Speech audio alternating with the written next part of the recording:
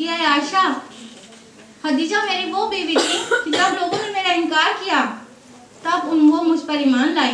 जब लोग मुझे झुठला रहे थे तब उन्होंने मेरी तस्दीक की और उन्होंने अपनी माल से मेरी मदद की। जब लोग मुझे अपनी मदद से महरूम कर रहे थे तो उन्होंने माल से मुझे मदद दी और उनसे अल्लाह ने मुझे औलाद दी।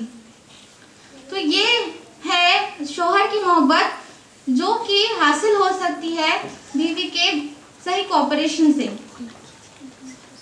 और हज़रत खदीजा रज़ियल्लाहु अन्हा मक्का की मालदार ख़वातीन में से थी, बहुत मालदार खातून थी और वो एक बिजनेस लेडी थी, अपना बिजनेस करती थी और बहुत सारा माल था उनके पास। शादी से पहले, निकाह से पहले, रसूलुल्लाह के से निकाह से पहले वो अपने दीगर महरम से बिजनेस का काम लेती थी और रसूलुल्लाह सल्लल्लाहु अलैहि वसल्लम से निकाह के बाद वो रसूलुल्लाह सल्लल्लाहु अलैहि वसल्लम के जरिए अपना बिजनेस का काम करती थी। और एक मर्तबा रसूलुल्लाह सल्लल्लाहु अलैहि वसल्लम को थोड़ा गमज़दा देखा तो जब सबब पूछा तो आप सल्लल्लाहु अलैहि वसल्लम ने माल की ज़रूरत सबब बताया। हज़रत खदीजा रज़ियल्लाहु अन्हा फरमाती हैं कि या रसूलुल्लाह जाइए फला इब्न फला को बुला लाइए। सारे कुरैश के खास लोग जब इकट्ठा हो जाते हैं, घर में आते हैं तो देखते हैं कि माल का ढेर लगा हुआ है, बहुत बड़ा सा ढेर कि इंसान छुप जाए उसके पीछे, इतना सारा माल। और हज़रत खदीजा रज़ियल्लाहु अन्हा फरमाती हैं कि ए कुरैश के लोगों सुन लो कि ये मैंने पूरा अपना माल अपनी रज़ा से मोहम्मद के नाम किया सल्लल्लाहु अलैहि वसल्लम। ये है वो बीवी जो मालदार है और अपने माल को पूरा शौहर के ऊपर निछावर कर दिया। हमें से भी कई लोग कमाते हैं और जो मैरिड होते हैं वो कमाती हैं और किस लिए कमाती हैं कि एक तो अपनी लाइफ सेटल होगी, अपनी मनमर्जी करेंगे, दूसरा शौहर पे काफी कंट्रोल रहेगा, शौहर के ऊपर रौब दिखाएंगे कि बहुत बड़ी बात थोड़ी है, तुम्हारी सैलरी इतनी है तो हमारी भी उतनी तो है, इसलिए कमाती हैं। और शौहर को पैर की जूती समझ लेती हैं। तो कमाए तो इसलिए नहीं कि शौहर के को कुछ समझे ही नहीं, बल्कि हज़रत खदीजा की मिसाल मौजूद है। उन्होंने कमाया लेकिन अपनी सारी दौलत को अपनी खुशी से अपने शौहर के ऊपर निछावर कर दिया। और शेबे अबी तालिब में जो तकालीफ बर्दाश्त की है वो मालदार खातून उनके सब्र की मिसाल कायम करती। जब माल होता है तो ऐशो आराम से इंसान रहता भी है, ऐशो आराम से पली बढ़ी, और उसके बाद शेबे अबी तालिब में जो भूख तकलीफ का सामना करना पड़ा, इस सब्र के साथ उसको निभाया है कि वल्लाह अल्लाह ने तो उनको पसंद कर लिया और उनको क्या दुनिया में ही कितनी आज़िमुशान चीज मिलती है। सही बुखारी के हदीस में एक मर्तबा जिब्रील अलैहिस्सलाम तशरीफ लाते हैं और रसूलुल्लाह सल्लल्लाहु अलैहि वसल्लम से फरमाते हैं कि या रसूलुल्लाह खदीजा बर्तन में कुछ लेकर आ रही हैं, उनको आप मेरा और अल्लाह का सलाम पेश कर दीजिए।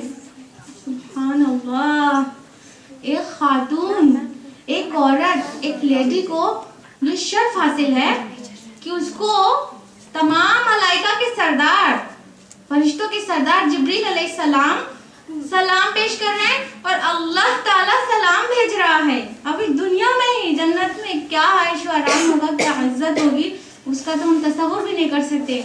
दुनिया में ही अल्लाह ताला सलाम भेज रहा है।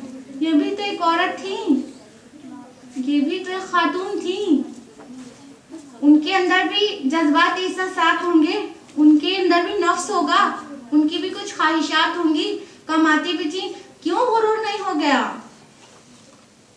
तो हम पहले ये तय करें कि हम लाइफ में करना क्या चाहते हैं, और यहीं से हम गड़बड़ हो जाते हैं जो हम गलत लोगों को आइडियल बना लेते हैं और फिर उन्हीं के तर्ज अमल पे चल पड़ते हैं और फाइनली हलाकत का बाइस होता है। हमारे दुनिया में भी और आखिरत में भी जो अजाब है उसका तो तस्वुर ही मुहाल है। हज़रत खदीजा रज़ियल्लाहु अन्हा वही खातून थी जिन्होंने हज़रत फातिमा ज़हरा रज़ियल्लाहु अन्हा को तरबियत दी, हज़रत रुक़ैया ज़ैनब को तरबियत दी, हज़रत उम्मे कुलसूम को तरबियत दी। और उन्हीं की बेटी हजरत फातिमा ज़हरा रज़ियल्लाहु अन्हा जो खातून जन्नत हैं, सैयदुन निसा अहले जन्नह। तिरमिज़ी की हदीस में है और मिशकात में भी दर्ज है पेज नंबर 570 में कि एक बार हजरत हुज़ैफा रज़ियल्लाहु अन्हु रसूलुल्लाह सल्लल्लाहु अलैहि वसल्लम के साथ मगरिब सलाह पढ़ते हैं और फिर रसूलुल्लाह सल्लल्लाहु अलैहि वसल्लम उनको बताते हैं एक फरिश्ता था जो कभी भी रात से पहले जमीन पर नहीं आया, उसने अपने रब से इजाजत ली है आकर मुझको सलाम करने की और ये खुशखबरी सुनाने की कि फातिमा जन्नती औरतों की सरदार हैं, सैयदुन निसा अहले जन्नह है। सुभान अल्लाह। कुछ बहुत थोड़ी सी उम्र पाई थी हजरत फातिमा रज़ियल्लाहु अन्हा ने, उनमें से उस उम्र को हम में से कई लोग पहुंच भी चुके हैं। उतनी उम्र में जन्नत को खरीद लिया, ना सिर्फ जाने का रिजर्वेशन करा लिया बल्कि जन्नती औरतों की सरदार हैं। क्या हम उनके उसवा को देखना चाहेंगे, उनके जैसा बनना चाहेंगे, उनके पास रहना चाहेंगे, या ये वेस्टर्न कल्चर में रंगी हुई बेहया बेशर्म खवातीन को देखकर जहन्नम की आग में जलना चाहेंगे? चॉइस हमारी क्या है? अगर हम चाहते हैं हजरत फातिमा ज़हरा रज़ियल्लाहु अन्हा की तरह जन्नत में पहुंचना, तो हमें देखना होगा कि उन्होंने क्या अखलाक और किरदार का मुजाहिरा किया है, कैसी बेटी थी वो, कैसी बीवी थी वो, कैसी माँ थी वो। बतौर बेटी बेहतरीन मिसाल पेश किया आपने। हजरत अली करमुल्लाह वजह ने अपनी कमाई से उनको एक हार बनाकर दिया सोने का, और अल्लाह के रसूल सल्लल्लाहु अलैहि वसल्लम ने देखा तो आपको बहुत नागवार हुआ, फौरन हार उतारकर सदका कर दिया अपने अब्बा जान को खुश करने के लिए। यह हदीस मौजूद है सुनन नसाई में, हदीस नंबर 5143। फौरन सदका कर दिया। हम लोग बहुत बहानेबाजियां करते हैं, शौहर कोई तोहफे ला कर दे तो उसको ख्वाहिश तो हमारी है कि हम पहने, हमारे जेब तन रहे, हमारी उंगली में पड़ा रहे, हमारे गले में पड़ा रहे, लेकिन बहाने क्या बनाएंगे, अपने हस्बैंड ने दिया है ना, अगर किसी को दे देंगे तो उनको बहुत बुरा लगेगा। ये सब बहानेबाजियां करते हैं। उन्होंने तो कोई बहानेबाजी नहीं की, शौहर की लाई हुई चीज फौरन सदका कर दिया। तो जब इंसान करना चाहता है तो काम आसान हो जाता है। बतौर बीवी इतनी फर्माबरदार थी वो कि जब भी हज़रत अली करमुल्लाह वजह घर में तशरीफ लाते फौरन खड़ी हो जाती, सलाम करती, मरहबा कहती और मुस्कुरा कर उनका वेलकम करती। हमें से कितने लोग जो मैरिड हो, वो कितने लोग अपने शौहर को मुस्कुरा कर वेलकम करते हैं? दरवाजा खोलते ही सास की शिकायत, नंद की शिकायत, तमाम शिकायतों का पुलिंदा लेके शौहर से मुलाकात करते हैं कि तुम्हारी बहन ने ये किया, तुम्हारी अम्मा मानेगी नहीं क्या।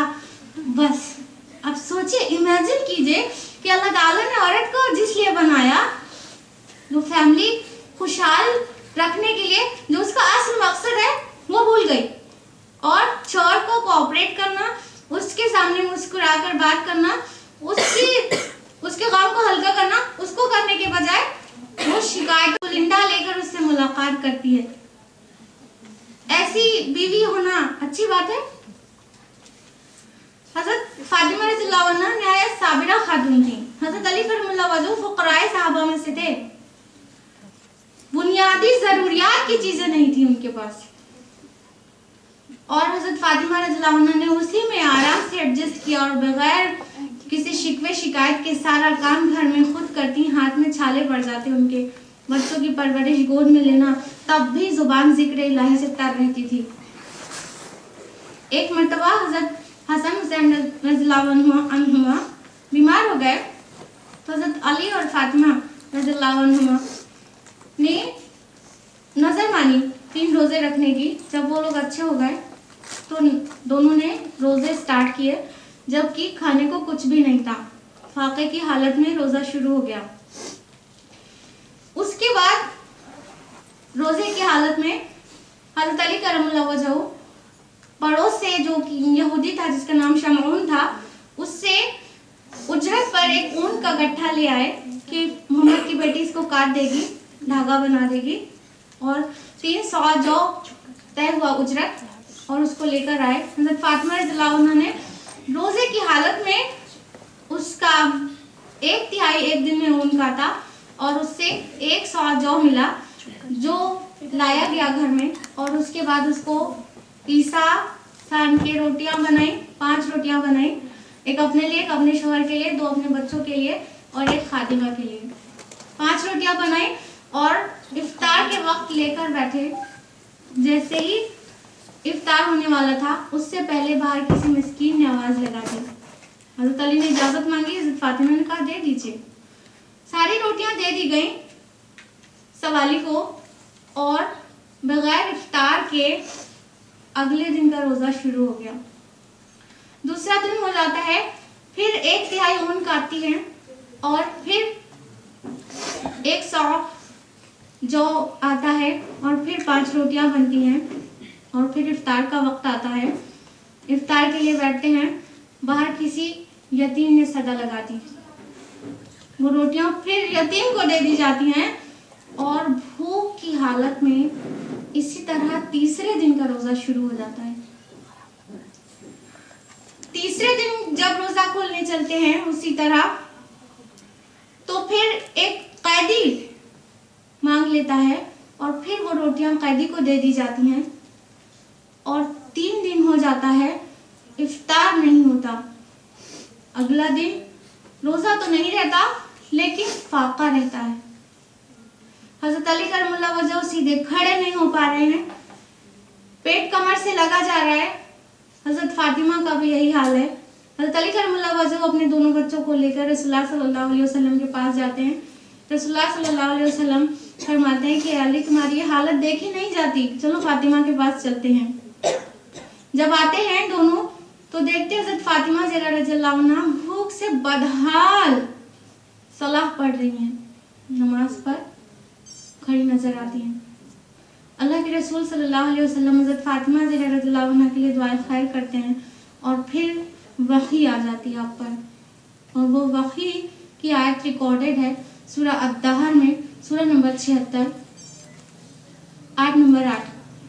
अल्लाह ताला ने फरमाया वयुतइमून अत्तआम अला हुब्बिही मिस्कीनम व यतीमम व असीरा, जो बावजूद कि उनको खाने की जरूरत है खिलाते हैं अल्लाह की मोहब्बत में मिस्कीनों को, यतीमों को और कैदियों को।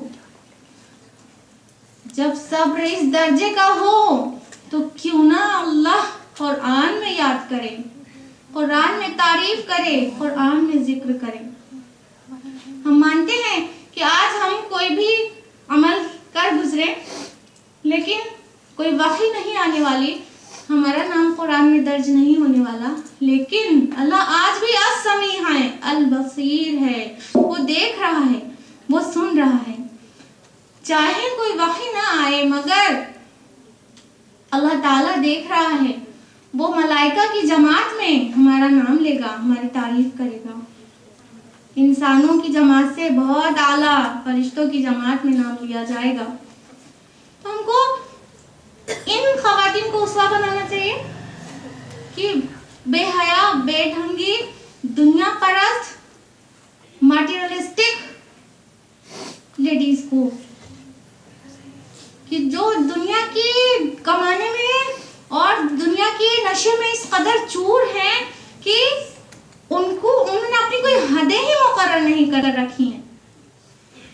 हज़रत फातिमा के पर्दे का वो हाल था कि ना सिर्फ अपनी हयात में बल्कि अपने मरने के बाद तक का इंतजाम किया उन्होंने, सारी सेटिंग करके वफात हुई है उनकी कि किस तरह से उनके जनाजे को कफनाया जाएगा, गौसले दिया जाएगा। हज़रत अस्मा बिन्त उमैस से फरमाती हैं कि देखो तदफीन में बहुत हुजूम मत होने देना, तुम रहना और मेरे शौहर और कोई रहने ना पाए, और किसी को अंदर मत आने देना। तो इस तरह से पर्दे का एहतमाम उन्होंने अपनी बॉडी, डेड बॉडी के लिए भी करके गई। और हम हैं 16 आने, जीते जागते, पूरे अट्रैक्शन से भरे हुए, पर हमको हिजाब का कोई ख्याल ही नहीं रहता। ये हिजाब कोई ऑप्शनल चीज़ नहीं है, ये फर्ज है, हम पर फर्ज है हमारे रब की तरफ से।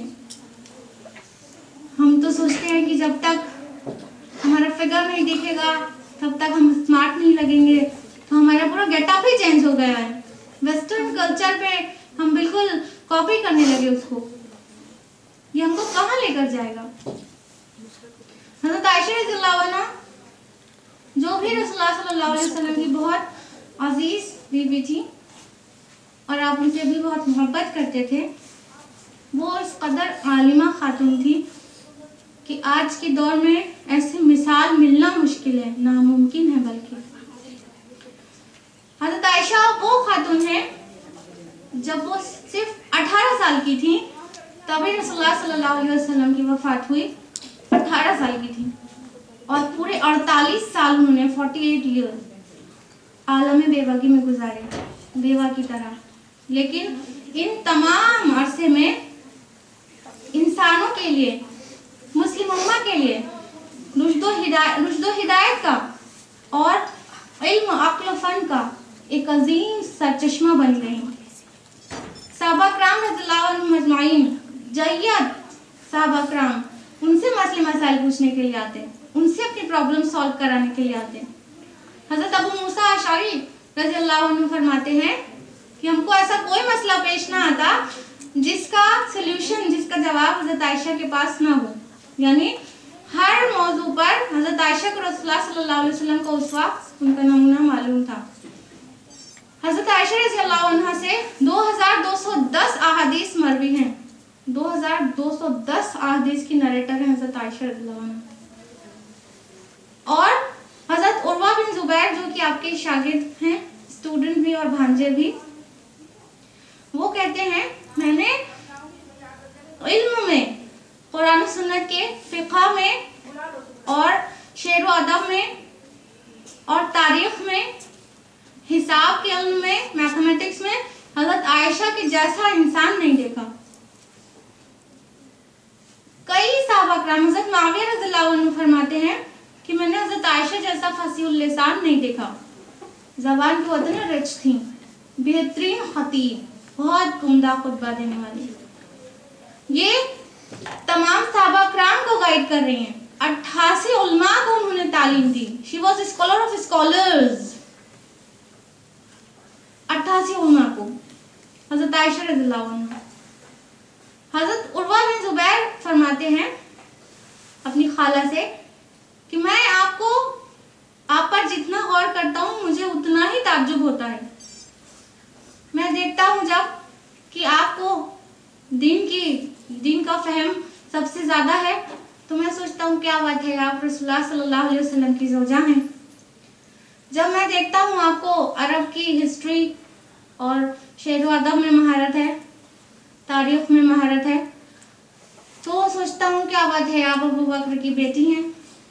लेकिन मुझे ताज्जुब तो जब होता है जब मैं ये देखता हूँ आपको तिब्ब में भी महारत है, मेडिसिन में, वो आपने कहाँ से सीख लिया? तो हज़रत आयशा रज़ियल्लाहु अन्हा फरमाती हैं, प्यार से उनका नाम बदलकर, ए उर्या, जब रसूलुल्लाह सल्लल्लाहु अलैहि वसल्लम की तकलीफ ज़्यादा बढ़ गई, बीमारी ज़्यादा बढ़ गई, तो अरब और अजम से उनके लिए दवाइयाँ आने लगी और मैंने इल्म तिब्ब सीख लिया। सिर्फ मेडिसिन बनाकर देने से उनको मेडिसिन में महारत हो गई थी। निहायत ज़हीन खातून थी, जबरदस्त इंटेलिजेंट। उनको किस किस फील्ड में महारत थी, उनकी ज़हानत का ये आलम है कि कई सहाबा कराम से उन्होंने इख्तिलाफ किया है। हज़रत अबू सईद खुदरी रज़ियल्लाहु अन्हु, वो जब उनकी वफात के वक्त उन्होंने नए कपड़े मंगाकर पहने और कहा कि मैंने रसूलुल्लाह से सुना है कि इंसान जिन कपड़ों में मरता है उसी में उठाया जाता है। तो हज़रत आयशा रज़ियल्लाहु अन्हा ने सुना तो फरमाया कि अबू सईद पर अल्लाह रहम करे, रसूलुल्लाह की मुराद लिबास से अमल थी, आमाल थी। हज़रत इब्न अब्बास और हज़रत अब्दुल्ला इब्न उमर रज़ियल्लाहु अन्हुमा की रिवायात में आता है कि अहले खाना के रोने से मुर्दे पर अजाब होता है। जब हज़रत आयशा ने ये बात सुनी नकार दिया, रिजेक्ट, बोली कि हरगिज नहीं, ऐसा नहीं था।